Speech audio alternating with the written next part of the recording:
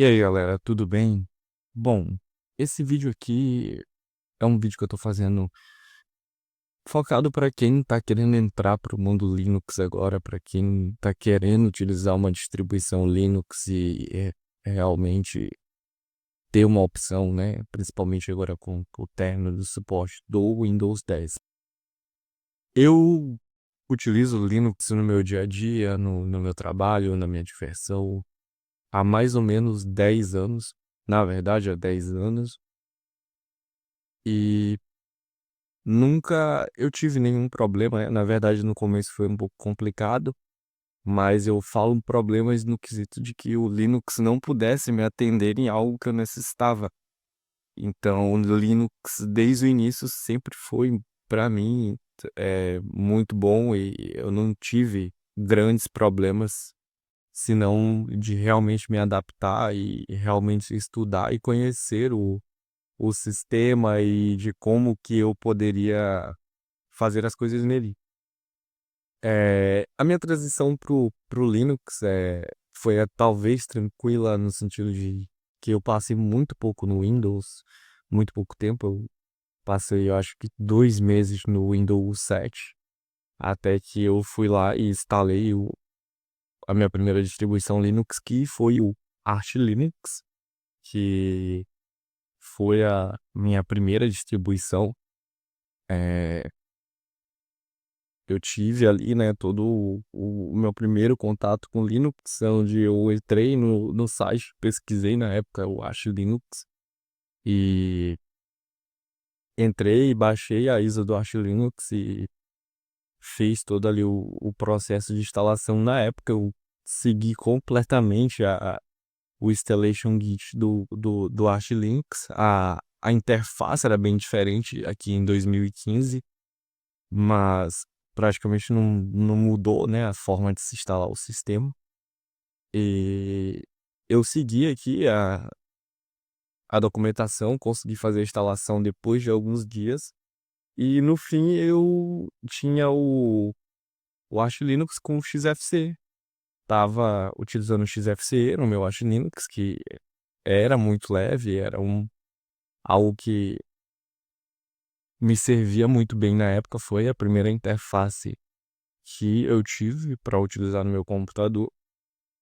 E então eu utilizei o XFCE durante alguns meses. É, Aprendi algumas coisas dentro da documentação do Arch Linux, como manter o sistema. Muita coisa eu errei, quebrei o sistema algumas vezes no início, mas eu sabia como consertar, né? Já sabia como reinstalar, no caso, como formatar. Até que eu aprendi a instalar uma ROM separada para não acabar perdendo os meus dados.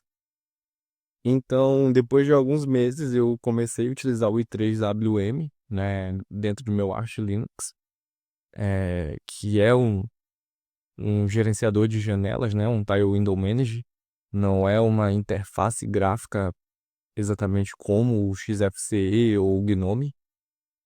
E o i3WM virou o meu favorito por conta da simplicidade, né, da questão do Tile Window Manager, que é algo que eu gosto muito. Por exemplo, aqui no Hyperland, que é o que eu estou utilizando atualmente, eu consigo é, empilhar as janelas aqui ou fechar elas se eu quiser de uma forma muito prática. E isso ajuda muito no meu workflow hoje em dia, de conseguir ter várias áreas de trabalho abertas aqui.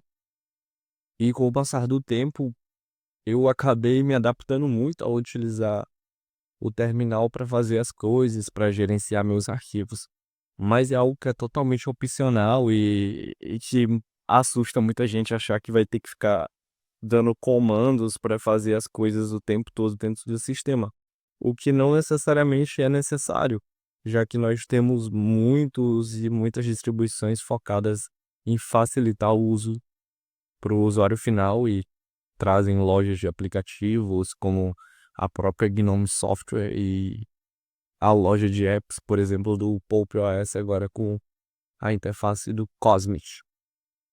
Sem dúvida, eu posso, sem medo, recomendar o Pulp OS para alguém que está chegando agora no mundo Linux pela praticidade a preocupação em trazer uma interface usável, um ecossistema integrado que vá melhorar ali a usabilidade de alguém que está chegando agora, como a própria criação do Cosmic, que é o novo ambiente gráfico do Pulp OS, é, criado recentemente pela System76, que é esse ambiente aqui da Screenshot, que é muito legal. Já utilizei o Cosmic tanto no Pop OS na beta quanto dentro do Arch Linux também. E vários outros, como o próprio Zorin OS ou o Linux Mint.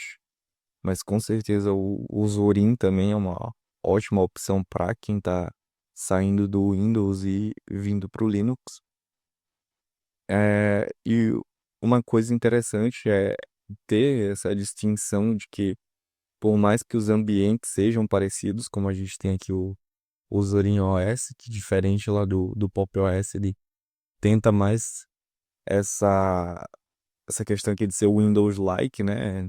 Essa interface que se parece mais com o Windows, como o próprio Linux Mint também, que tem ali uma interface que se parece mais com o Linux Mint, com o Windows no caso, é de que por mais que aqui de interface e graficamente se pareça com o Windows, as coisas vão funcionar de uma forma um pouco diferente.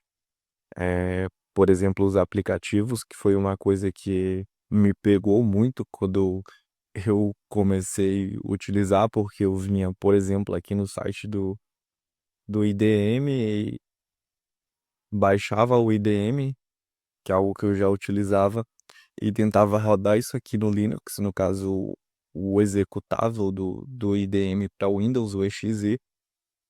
Busquei algumas alternativas, até tentei rodar ali com o Wine, mas no fim das contas a gente acaba aprendendo que não precisa. Por exemplo, aqui no Linux a gente tem um RAR que vai trabalhar com descompactação de arquivos. Tem também o próprio unzip para trabalhar com arquivos zip. E tem ali o tar para trabalhar com arquivos tar. No caso, a gente tem o arc, que é como se fosse um INRAR ali, onde ele vai centralizar todos os tipos de arquivos, setzip, rar, tar, tudo dentro do Arc. É uma aplicação muito legal para se utilizar para gestão de arquivos compactados, no caso. É, e eu não tinha, né, essa distinção, por exemplo, o VLC ou algo do tipo. Eu queria instalar as versões de Windows, se queria baixar o exe lá no meu Linux. Algo que não faz o menor sentido, sendo que a gente tem o VLC para Linux. Tem, por exemplo, também o MPV, que é um player muito bom para Linux, que eu até mesmo prefiro ele ao VLC hoje em dia. Então, uma coisa que a gente tem que tomar cuidado, não tem necessidade, né, de querer rodar um aplicativo do Windows aqui, a menos que seja algo muito específico, mas existem formas melhores de fazer isso. Por exemplo, o Winbolt, que é uma forma de rodar aplicativos dentro de uma VM Linux totalmente integrada com o sistema operacional ali do Linux. Então, a minha dica principal é essa, de tomar o cuidado de escolher uma distribuição que realmente seja agradável e ter essa distinção de que os aplicativos vão ter opções muito boas e a grande maioria até mesmo melhor do que se tem no Windows, como, por exemplo, o Free Download Manager, como alternativa ao IDM.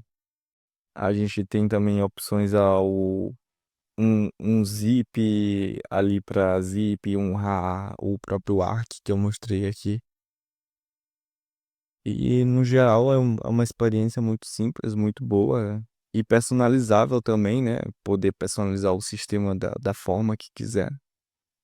Sem dúvida, é o ponto principal de quem tá querendo algo diferente, está querendo ir para um rumo mais avançado.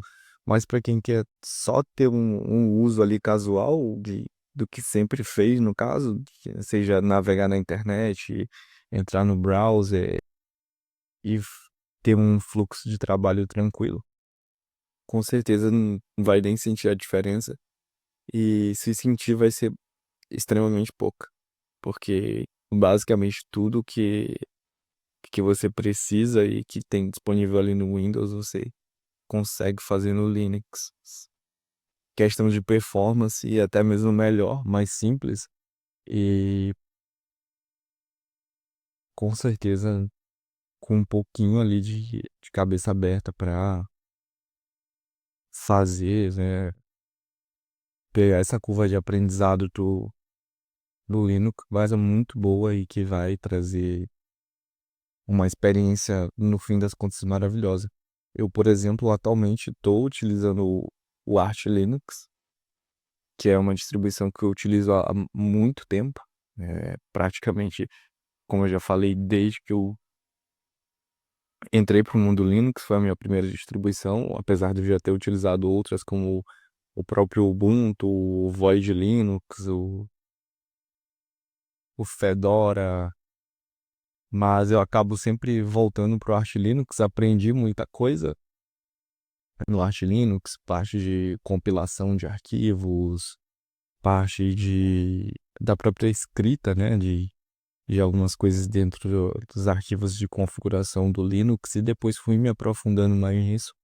Inclusive, a documentação do Arch Linux é maravilhosa para quem quer aprender. E essa é uma outra dica, assim, eu acho que fundamental é de escolher uma distribuição que tem uma documentação boa, onde você vai poder achar basicamente tudo ali na wiki e nos documentos de como resolver problemas de conexão, periféricos, drivers, que é algo que com certeza o Arch Linux não deixa literalmente nada a desejar.